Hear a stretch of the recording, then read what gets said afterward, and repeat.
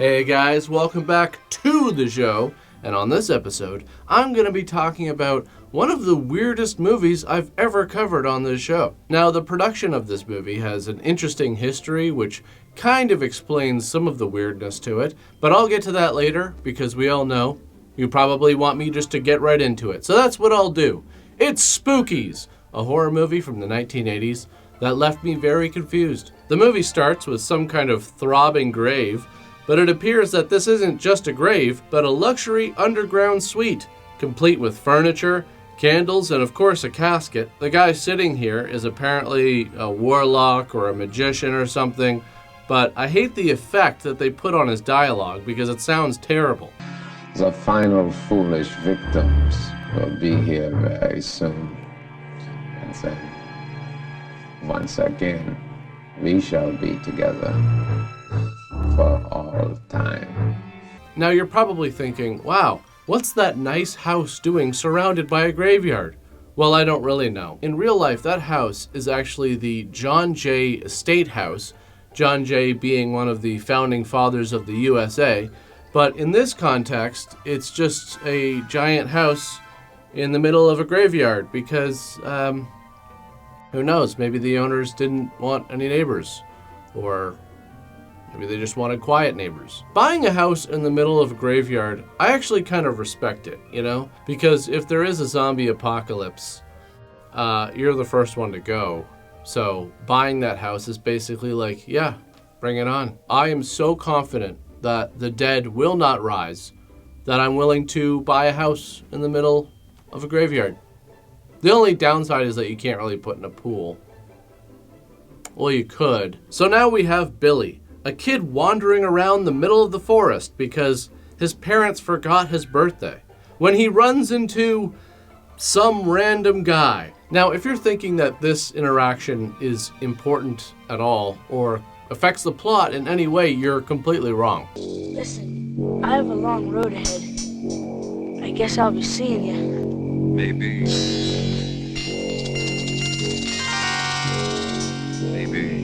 No, he won't. I like how the movie almost plants the seed as if there's going to be another interaction between these two characters at some point that will have some kind of effect on the story, but no, that doesn't happen. In fact, neither of these characters will have any impact on the plot in any way. So it turns out there's been someone following Billy this whole time. Some kind of a cat man with a hook for a hand and one hell of a vest. And I guess he jumps in and kills the guy so silently that Billy doesn't even hear it. I guess he's focused on where he's going. As he said, he's got a long road ahead to nowhere, really. Did you ever do this when you were a kid? Get so mad at something at home that you're like, that's it! I'm running away! And then as soon as you step out the door, you're like, I have no idea what I'm doing. Guess I should have planned this out more. I figured that it would just all work itself out. So he goes into the house where he finds a room filled with birthday decorations and the saddest looking balloons I've ever seen. Happy birthday, Billy, from all of us. Hey, a surprise party. Yes, it's all a big surprise. Your family knew that you were going to get mad that they forgot your birthday. You'd run away from home, follow this exact path through a forest, and into this big old house in the middle of a graveyard. It's just like that movie, The Game, with Michael Douglas. It's exactly like that movie. Meanwhile, some demon kid dressed like a Jawa goes into the house and steals the ice pick out of Billy's backpack, and Billy opens one of the presents, revealing the warlock's head, causing Billy to run out of the house, where he's chased by the one-handed man-cat until he arrives at an open grave and forgets that he can, in fact, run around things. So the Catman slashes Billy's face a bunch of times until he falls into the grave and, for whatever reason, isn't able to just stand up. I guess this must be that special dirt where one shovelful weighs 100 pounds. So eventually, Billy is buried alive. That's the end of him. Nothing like starting off a movie killing a kid, like so many movies from the 80s. Back in the 80s and early 90s, a lot of movies really liked killing children It was a theme back then for some reason. When in doubt, just kill a kid as a scriptwriter. My Girl, she didn't die, but her little boyfriend, Macaulay Culkin, he got stung to death. He died. That movie, Stand By Me, the whole story revolved around them finding a dead body, and then when they did, it was another kid. And then at the end of that movie, he's writing a book. I think a few of his friends died. There was that movie, The Cure, where the kid had AIDS, and they just traveled around trying to find a cure for AIDS, and then the kid died. There was a lot of movies like that, and if the kid wasn't dying, they were super sick or abused. Like, what was that movie, Radio Flyer? What was that about? Like the two brothers escaping their abusive father in a red wagon. Look at that movie, The Witches. That's like my sister's favorite movie of all time. I always hated it, but she always wanted to watch it as a kid, so I was kind of forced to watch it, and that movie scarred me. Just terrifying. They're turning all these little boys into mice and then killing them, and I'm just like 5 years old, like, Jesus Christ. The Peanut Butter Solution, I don't really remember. Wasn't that about like some kid who had cancer and they created some kind of peanut butter to cure cancer? That's probably not the plot at all. I don't really remember. I think it's entirely possible that a lot of screenwriters from the 80s and 90s were dealing with a lot of issues. Why not? Let's just kill some kids. And you know what? It's kind of effective. It kind of works. In this context, though, you don't really care. Now we have 2 cars full of friends looking for a new party to go to. And honestly, I have so many questions about this. I told you we shouldn't have followed him. First he starts a fight at that party, gets us all thrown out, embarrasses the hell out of us. Now he gets us lost out here in the middle of nowhere. What a jerk. Would you slow down, Duke? You know he doesn't know these roads like you do. You do know these roads, don't you? Okay, so this obviously isn't your typical group of horror movie teenagers, but is it just me? I find it very hard to imagine this group of people hanging out together socially. There's obviously quite the variety when it comes to personality, clothes, age. So that's why I'm actually really curious as to, not only how they all know each other, but what was the party that they got kicked out of? Hey, Duke, where are you taking us anyway? Come on, you guys. The night's a long way from over, man. I'm looking for another party. Yes, so let's keep driving out in the middle of nowhere. The further we drive away from where a lot of people live, the more likely we are to find a large gathering of people. Somehow. I also have to say, the character Duke is such an incredibly entertaining part of this movie. Not only does he have an incredibly short fuse, Goddamn French! Hey, watch the goddamn beer in the upholstery! but the outfit is really what sets him apart from the rest. I'm not sure if it's leather, fake leather, or plastic, but the zipper going diagonally across the chest and over both arms is a nice touch. Not only that, but the top is just short enough that pretty much any movement is enough to expose the hair on his gut or lower back. This was actually high fashion in the 1980s. Just like men and cleavage, women went crazy for exposed lower back hair. Believe it or not. I don't. All right, let's get out of this place. Wait a minute, what are we doing now? I'm partying, man. Something you're too old to appreciate, huh? Hey, if any of you people want to have some fun, come with us. This is ridiculous. Do you even know where you're going? Yeah, I'm going nuts because I gotta stand here and listen to you. You're the one that got us here. See you at the party. But there is no party. See, nothing is cooler than the guy who doesn't know what he's doing, but acts like he does. Try this with your friends whenever possible. They'll all be very impressed. I guarantee it. No one lives here. It's empty. She's right. There's nobody here. Come on, people. What are you, afraid of the dark? Duke, don't go in there. Why not? Because you don't just go barging uninvited into people's houses. Especially deserted, crumbling old houses in the middle of the night. There's nobody in here. Come on. So then why even go in? I don't get this. I thought you were looking for a party. An abandoned house isn't a party. It's just an abandoned house. Doesn't one of these people have their own place? If they all went there, it would be the exact same thing. Actually, it would be better because they'd know that there would be electricity and working plumbing. So apparently the Warlock is watching them all through the window Which, what? I thought he was underground. Come on, honey, let's dance. No, leave me alone. I don't want to do nothing. What in the hell is this guy's problem? This whole time, he's been trying to find a place to party. They get to the house, he convinces everybody to go inside, they all start drinking, and now he's like, leave me alone, I want to do nothing. Is it possible that there's a lot more going on here than what meets the eye? Is it possible that Duke wasn't looking for a party at all? He's just looking for a place to drink, to forget all his mistakes, to break free from the mundane routine of everyday life. No, he's probably just a moron. Listen, kids, I'm sorry. He just gets like this sometimes.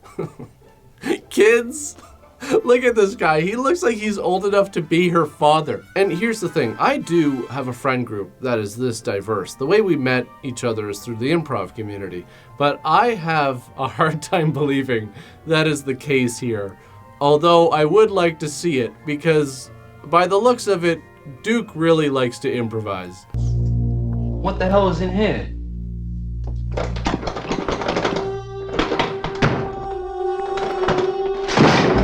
Again, this is just hilarious to observe. This guy goes from wondering what's behind the door to aggressively trying to open the lock to then pushing on the door and then smashing a chair over it as if that's gonna do anything. So he finally breaks through the lock by using the broken leg of the chair as a wedge, and a dead body with a Ouija board falls out.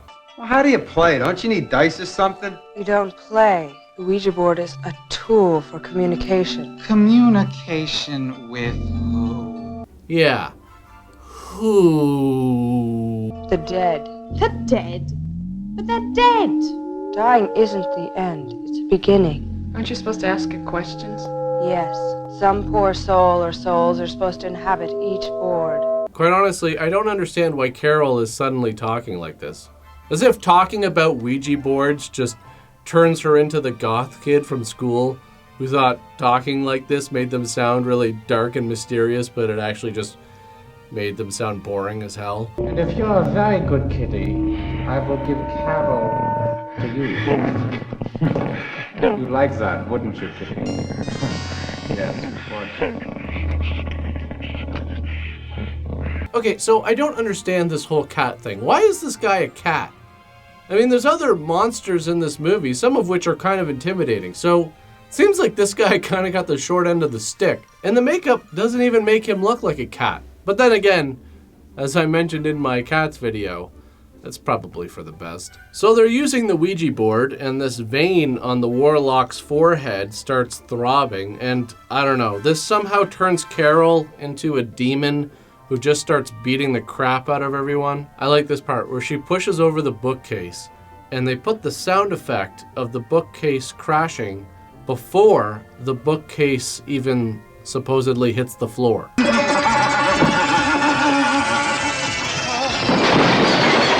So then they run outside, but they can't find the keys to the car, and Lewis gets sucked into a grave with a headstone that writes his name.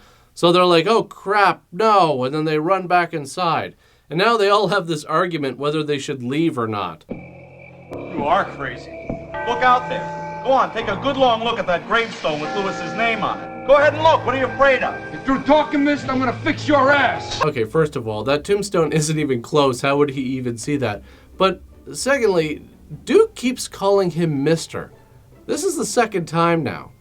So, they don't know each other? I'm actually a little bit more curious as to the backstory of these characters than the actual movie. Anyways, a bunch of zombies start coming out of the ground, so they decide to go back inside. They don't want us to leave.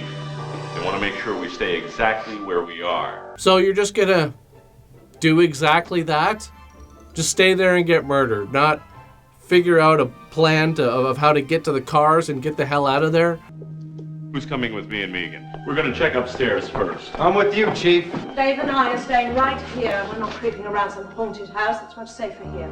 Yes, going upstairs has always proved to be a great way to get to the ground level. Also, splitting up inside of a house with a demon in it, that's also a great idea.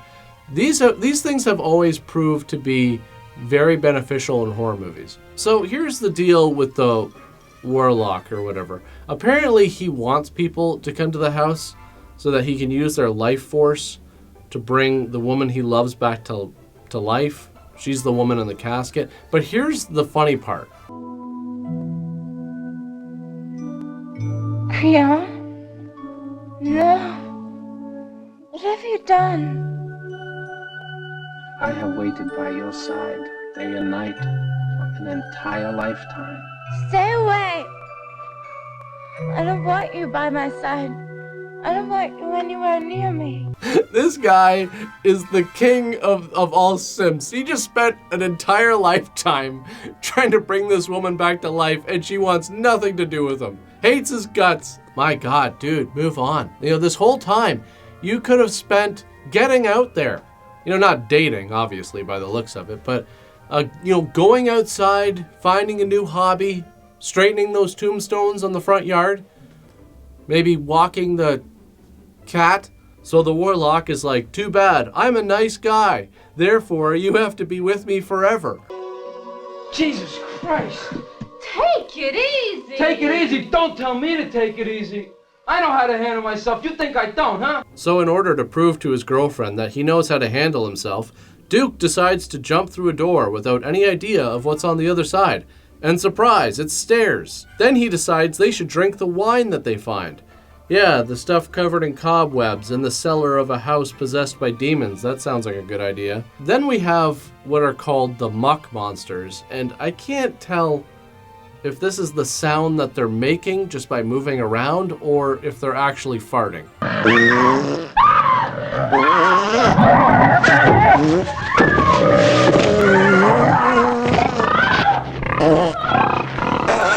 So after they find out that the monsters are destroyed by water, they get out of there and the insecurity continues. I don't know. I feel something safer if we're out together. What are you saying? You don't trust me now? No, I'm not. You don't think I can take care of you? Huh? Isn't that it? Jesus Christ! Duke, I'm just scared. So these people, I don't know their names and I don't really care, make their way up to the attic, I guess, and find a hanging corpse with a suicide note. May God forgive me. This is the only way I know to save myself from them. Can't make out the signature. I don't know, somehow I feel like that's not gonna really matter.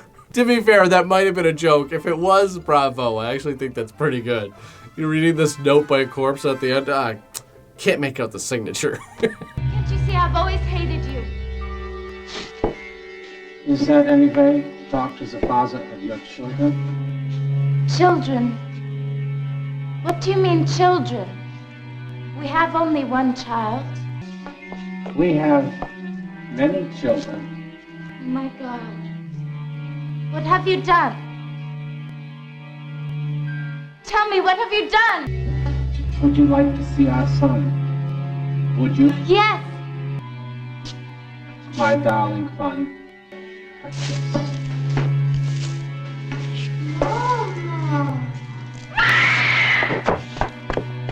Okay, so she tells him that she's always hated him, but they have a child. And then he tells her they have more than one child. And then when she asks him what he's talking about, he asks her if she wants to see their son. And then she runs out screaming. You know, guys, sometimes doing this show, there are moments where, you know, I'll write something down and I'll spend a while trying to articulate how I really feel about a scene, but nothing really conveys what I'm thinking, except just, what the f***? Seriously, what the f***, man? I don't know, there's some kind of a fish swamp demon with tentacles that shoot electricity and melt faces. I don't know, a witch puppet that doesn't even do anything. And then the four of them find each other and Duke is like, yeah, everyone else is probably dead. And then there's this. None of us are going to get out of here alive. None of us. We're going to make it. Why don't you shut the hell up? Why don't you take it easy? Nobody counts Duke Green out that easy. I told you to shut up. You don't know nothing, you stupid bitch. Stop it! Get away! Yes, the best option here is to start a fight because you think she's taking a personal shot at you. So while this episode of Jersey Shore runs its course, We see Rich go into a room and talk to some lady as a spider crawls up his back, which he can't get off for some reason, and then he gets caught in a web.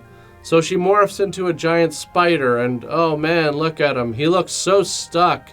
It looks like it's just impossible to get off of that web. It must be so sticky. And now here comes the Grim Reaper himself. And honestly, if this is really the Grim Reaper, I'm not impressed. I'm pretty disappointed, actually. Seems like he's kind of struggling a bit. So What's-His-Face decides the best way to get out of the room is with the age-old trick of breaking through the door head first. So they go out onto part of the roof, and here he comes. Well, I guess they might as well accept their fate instead of, I don't know, trying to jump down.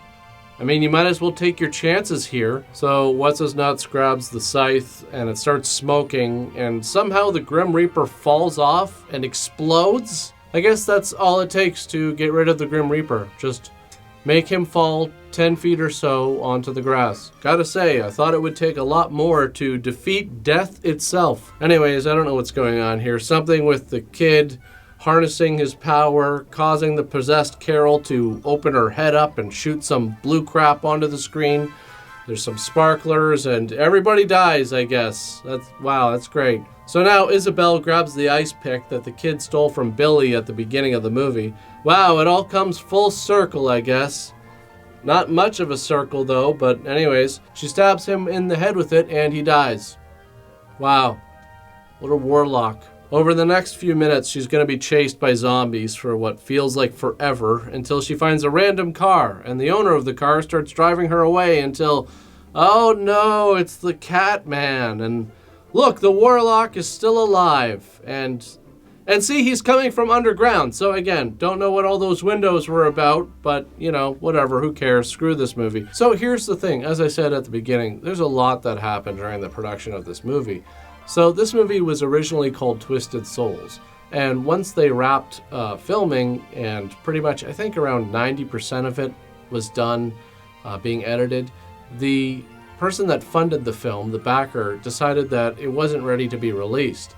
And then there was an argument with the directors, so the two directors quit, even though the movie was pretty much finished. So then the backer went and found a new editor to not only re-edit the movie, but write and direct new scenes and footage, and then they just smashed it all together and came up with Spookies. So this movie is really a combination of two different productions.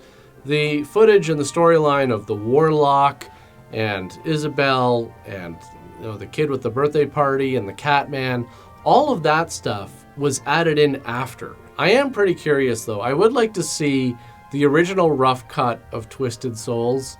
Apparently it was pretty long, as rough cuts typically are, but I'm just kind of curious to see if it was any better than this. There really is a ton of info about the production of this movie.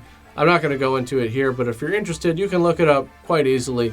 I think there's even a documentary about it. However, this is exactly the type of movie that I love to do for this show, because everything combined makes for something extremely weird. So that's it for this one. As usual, thanks for watching, and I'll see you all next time.